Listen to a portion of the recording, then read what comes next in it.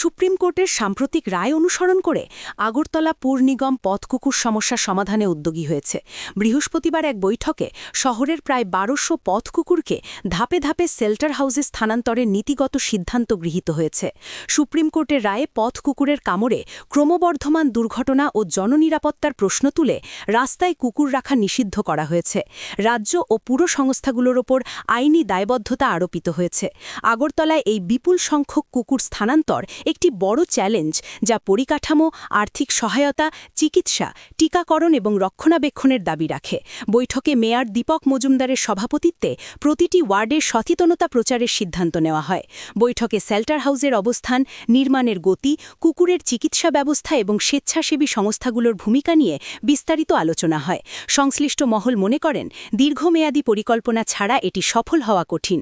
এই উদ্যোগ মানবিকতা ও জনস্বাস্থ্যের সমন্বয় সাধন করবে, যেখানে কুকুরের অধিকার রক্ষা করার পাশাপাশি জলাতঙ্কের মতো ঝুঁকি হ্রাস পাবে।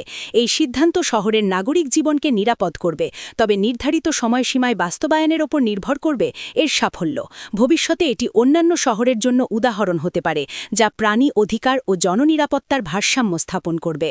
আগরতলা শহরে প্রায় আমরা সার্ভে করেছি ১২০০-র উপরে স্ট্রে ডগ আছে, যা রাস্তায় থাকে এবং বিভিন্ন সময় মানুষকে তারা কামড়ায় এবং অনেক সময় এই বিষয়গুলো আক্রান্ত হয়।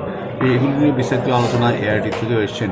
শহরে যে কুকুরগুলি রাস্তায় থাকে সেগুলিকে আপনার শেল্টার হোমে নেওয়া যাওয়া, নিয়মিত স্যানিটেশন এবং বার্থ কন্ট্রোলে ভ্যাকসিনেশন দেওয়া, তাদেরকে সুস্থ রাখা এবং তাদের সঙ্গে ভালো বিহেভ করার জন্য আমাদের অ্যাওয়ারনেস প্রোগ্রাম করা প্রতিটি ওয়ার্ডে যত বাড়িতে কুকুর আছে কিংবা রাস্তায় কুকুর থাকে তাদের সঙ্গে ব্যবহার করা, নিজেকে তৈরি করা, অযথা ওদেরকে উত্তপ্ত না করা, ওদের খাদ্যের যাতে অভাব না হয়, ওদের যাতে জলের অভাব নয়, যে কারণে তারা বিরক্ত বা উত্তপ্ত হয়ে অন্য মানুষকে খাবে, তার থেকে প্রতিরোধ করা বা সচেতন করা মানুষকে।